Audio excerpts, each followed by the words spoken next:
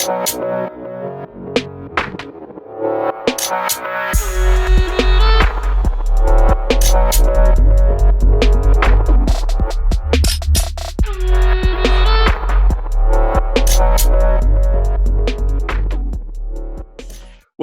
to Warrington Basketball. We are back again with another Ultimate Team. If you haven't already, make sure you subscribe, hit the thumbs up button. Today we are joined with Rabah, who has been selected in quite a few teams. I think, haven't you, Rabah? I believe so, yeah. How are you, mate? What's new? Yeah, I'm good. Not much, to be honest. Quarantine. Just at home, working from home. So, all good. All good. So today is another Ultimate Team. Everyone knows exactly what that is now. So from the Warrington Leagues, go ahead, fire away. Right, so I'm just going to give a bit of backstory so it's not too much of a surprise to anybody. So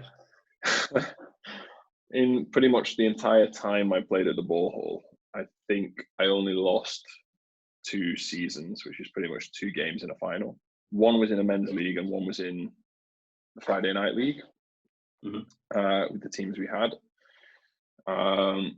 I don't know if that's entirely correct, but that's what I can remember. Or maybe that's my own ego just telling me that. But yeah, I don't believe we lost hardly any games, to be fair. So my team, it's difficult for me to pick outside of what I already think would be the best team in that group. So I'll start with, there's only one addition I would make that you'll know about in a minute. Anyway, so the first person I'll definitely pick for our team is Andy Leary. Okay. Do you know Andy Leary? Yeah. All right. Andy Leary, for me anyway, was probably the best centre that has ever been in the Ball Hall, in my opinion, because he's, I don't know how tall, he was massive, like maybe 6'9", something like that. Great rebounder, great team player, had a mid-range. He was just too difficult for anybody to guard because of how big he was as well. And he was very skilled. So I think it would not make any sense to not have him on a team. And I don't know any other centre-based players after that time that I would have chosen. So definitely Andy Leary. Second player I would choose, definitely Samir. And what is funny actually is me and Samir played since high school together. So we played in Penketh and we won everything with Penketh. Like we were the best team in Warrington by a mile. Then we went on to college and we almost won everything in college as well together. Now, Priestley. Yeah, Priestley. Like we lost to basically a Manchester Magic team, which was obviously understandable because they're National League program. But I don't mind losing to a National League team in a final with Priestley College. It was pretty decent.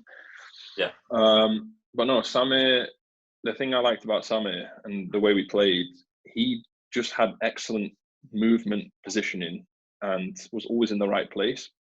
And his screens were fantastic. So me as a point guard, when we'd have a screen together, we play a bit of pick and roll, I would say 90% of my assists came from Samir.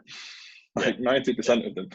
He's always in the right position, he would always cut at the right time. And the amount of and ones he had, I don't know many people who were hitting those kind of and ones in the Ball Hall because of his strength as well. So yeah, I would have Samir definitely as like the 4 guy.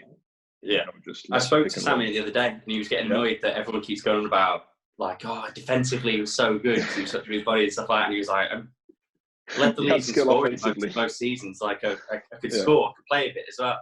Yeah, no, he could play. And the thing is, he never really dribbled. No. But to be fair to him, he was a great long distance passer as well. Like if you're out on the fast break, you just get a quick one-arm throw right ahead of you. You got the ball, and that's a layup quickly. He was a great rebounder, great screener, and he just knew when to cut. Like it's actually a hard skill to know when to cut. Like most players today, if you're playing pick and roll, like you're gonna find them pop into the 3-point line. Like they're just gonna pop to the 3. Like they don't really want to roll. Samir would roll, and it would just it would just be like assist heaven for me and just bucket heaven for Samir. So he had a skill at that. When we were about, me and you would have been maybe 16, 17. Yeah. We were playing in the men's league, and I was playing against you guys. And Neil Gillard was playing the point for you guys. And he threw it. I chased him down. So we got like a quick break. I chased him. He put it off the backboard. And I've gone up for the rebound. Thinking, like, what is he doing? Didn't realise that Samir had been obviously at full pelt behind me as well. And that was the first time I was ever dunked on. And I remember he slid me into the glass, basically. He just smashed me out of the way, threw it down, and acted like it was nothing. Very upset. Still traumatised today. I think you're a lot smaller then, though. Yeah, definitely. I think it'll be a different story now. Well, I would hope so. Yeah. I would hope so. But no, he was. I mean, don't get me wrong. He's very, very strong as well. And his hands, like, his hands will wrap the ball. So anyone trying to steal the ball off him is a bit difficult. A bit difficult to do that. So no, I definitely have to pick Samir because he definitely, and as well, sorry, just one more thing. He would never complain if he wasn't getting enough threes, for example. I mean, he would never complain if he wasn't getting the ball like all the time. He would literally just do his job, screen, rebound, score as much as he can, cut at the right time. And he was just a good fit. Yeah. So that's Samir.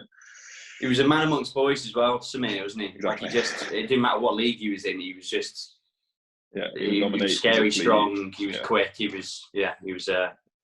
Yeah, exactly. So and I had a good chemistry with him as well. So for me, he's a no-brainer for me to pick. Yeah.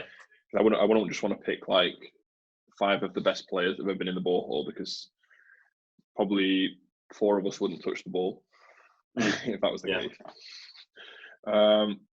So the next player I want to pick, number 3, I would have to pick Rafiq. Yeah. And I'll tell you why. In my opinion, Rafiq was one of the best shooters ever the ball holders had. Ever. Yeah. Right? I don't know if anyone remembers Rafiq when he played on Fridays for Priestley in college. I don't know if you were there. But literally... I don't think so. I don't remember on Friday. Yeah, he'd be hitting like 12 threes. Easily. And even into the men's league, he would hit threes. On top of that, he was an absolutely brilliant defender. Yeah. Like, he would play for us. Yeah, like he would play right in the top. Bully. Yeah, exactly. He would literally, he didn't care. He wanted the ball and he wanted to win. So he would be a great defender. And rebound, pass, shoot, and ones. Like, he was a great all-round player and a great team player for us as well. Yeah. And having that competitiveness, all me, Samir, and our little group we had was absolutely brilliant. So I would have to put Rafiq in there because he definitely contributed on so many levels to the whole era that we were winning a lot. Yeah. And again, one of the best shooters I think the ball has ever had, personally. Yeah. So that's my 3rd pick. 4th pick, and this is, I definitely have to do this, would be Jamel. Yeah. The reason I'm saying that is because if we would have had Jamel at that time, then that would have been another shooter for me to pass to. And Jamel is literally probably the best shooter that's come out of the ball hole. Yeah. Probably by a mile. His shooting ability, like, he's a knockdown shooter of a high caliber. Like, and having someone like that on your team, it'd be difficult not to win. So I would definitely put Jamel in there. Not that he just shoots threes. He's also tall, athletic, great defender. He's intelligent as well, Jamel, isn't he? So exactly. his basketball IQ is really, really high. Yeah, exactly. So he would have been an excellent fit in our team, and we would have probably just carried on winning as it was. So yeah, Jamel definitely is the 4th. And the final one, I would have to put myself as the guard. I would have to. Yeah. I'd have to, only because I don't know anybody else that would have been able to play with that group like I did. Yeah. And I would say I'm a pass first point guard and then a shoot first. Yeah. So working with Samir, Jamel, Rafiq, Andy Leary would have been heaven for me. I don't mind. Like, I've had games for Brixton in London where I've scored 0 points, but I've actually played like 38 minutes. Yeah. You know what I mean? Because, you know, I would pass more than I would probably shoot. Yeah. Which is not always a bad thing. So yeah, I would have put myself as the guard. And as well, I believe I know how to organize a team as a guard anyway, and set the team up and whatever and whatnot. So yeah, that's and my who's your 5. Who's your sixth man? The 6th one is difficult only because I'm going to do an honourable mention of 4 people that could all be the 6th man. Yeah. But could also be in the 5. Mm-hmm. So the first out of the 4 is, I'm going to call him Mr. Mullock because I don't want to call him anything else. He was my teacher, my PE teacher in Penketh. He played on our men's team, and he was like one of our guards. Amazing defender, rapid, like just high energy permanently, loads of fast break layups, and just very competitive. He was like amazing for us, like throughout the entire time he played, and he was pretty much with us when we were winning in the men's league anyway for most of it. So he's one of them. Another one is Mr. Roper, John Roper. He was another one of our PE teachers in high school, sorry. Yeah. And he again was like excellent defender, great rebounder, great team player, and just fit the team perfectly. Positive attitude, you know, good advice, good everything. So he could have been the 6th man or the 6th man in this. Then I also have to mention Danny Clark and Gary Clark. Yeah. So Danny was again like a ferocious rebounder. Great offensive player, would score a lot of layups, get a lot of offensive rebounds, and just many positive things, like positive attitude, and very competitive. And then also Danny's dad, Gary again was just a monstrous rebounder. Yeah. And just a great presence offensively, constantly posting up, constantly trying to get offensive rebounds. And some people underrate those kind of things, you know, like having a center constantly trying to get offensive rebounds. And this is what Gary and Danny did so well. Really tires out the defensive backs, like the people at the back defending. So like the centers and the the power forwards, whatever and whatnot, especially in the zone that was always played, the ball hole zone. Yeah. Like everyone's in a permanent zone. Yeah. There wasn't that effective either. It's literally just go stand there, and if someone was near you, put a hand up. We don't have to move that far, so the ball hole zone. They would be constantly trying to get rebounds and just tiring people out, and eventually, you know, the defensive team, they just lose a bit of like energy on offense. Like you see maybe 2 of them just hanging back. They wouldn't come up to the offense. Yeah. So, you know, a lot of those things made a big difference for us. And as well, when we had Gary kind of coaching, Gary played to win. Like there was no like, if you're not playing well, he'd just bring you off.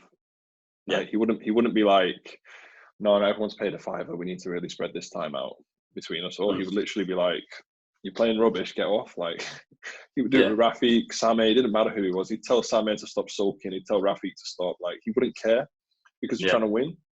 Yeah. So I think having someone like that as well throughout the entire time, and even in the Friday night, you know, we had a Friday night team that Gary coached us for a long time, the Penketh Panthers. He would be the same with that. Like he wouldn't really care if people were paying £5 or not. He would literally make sure that we were winning because everyone was happy if we won. Yeah. So yeah, that was the 4 honourable mentions. I don't want to pick a 6th man because I feel I'm not doing justice to a team that won for so long, you know, with such a track record in the ball hall. So yeah, the only addition to that team is Jamel, who never really played with us. Yeah. So yeah, that's the Tahraoui special. The Tahraoui special. I knew it'd be heavy. Who have you got coaching? I'd have to choose Gary. Yeah. Gary Clark. Yeah, I have to choose him. Yeah. For me, it was just I don't like coaches that are too heavy on insisting you do things a certain way. Gary was like, if it's working, we'll stick with it. Yeah. You know what I mean? And if you're not playing well, like, there's a nice seat next to me, so come and sit down. Someone else can have a go. Yeah, So yeah. I would choose Gary. Not that there's not any other good coaches at the ball hall. There is obviously many, but I feel Gary would suit our team and our style, how we actually work. So. And how do you think you fare against the other teams that you've heard so far that are on the channel? I mean, I know there's a few that are coming out, which I don't think you'll have heard yet. But now, you mean now? Like if we played together? No, now? I mean, so like everyone at their peak, you know, when so. Okay, so let's say any team that doesn't, any of the ultimate teams that didn't include me as the guard, I would say we'd probably have a fair match. Yeah. Because the team I was on, it didn't really work without me as the guard. Yeah. You know what I mean? Like, so yeah. I wouldn't want to say, not to like blow my own trumpet or anything like that, but I'm being honest that I did take the point guard position for however many years we played at the ball hall, and we won that way. There was never really anyone who came in playing another PG position. So it worked as we did. So yeah, I would say any team without that didn't pick me, we've got a good chance of beating them. I'm not saying like because Josh McSwiggan, Connor, all those guys, you know, they are formidable players. So I wouldn't want to say we just win because we won at the ball hall. Yeah, these are pro dudes, you know. Yeah. But we would have definitely put up a good fight at least. Well, Rabah, I appreciate you coming on, mate. It was a pretty solid team. Again, no surprises. I could have called that team, couldn't I? Apart from maybe Andy, I knew it was going to be a very family-orientated team. For those that don't know, Rabah has picked obviously himself, his brother, and his two cousins within that five. But yeah, I'm sure there'll be a few that would have seen that coming. Yeah, I guess so, probably. But I'm justified in it. Yeah, no, I agree. They, you know, it's hard to argue with. But yeah, thank you very much for coming on, mate. We'll have to get you on again. Yeah, cool. No problem.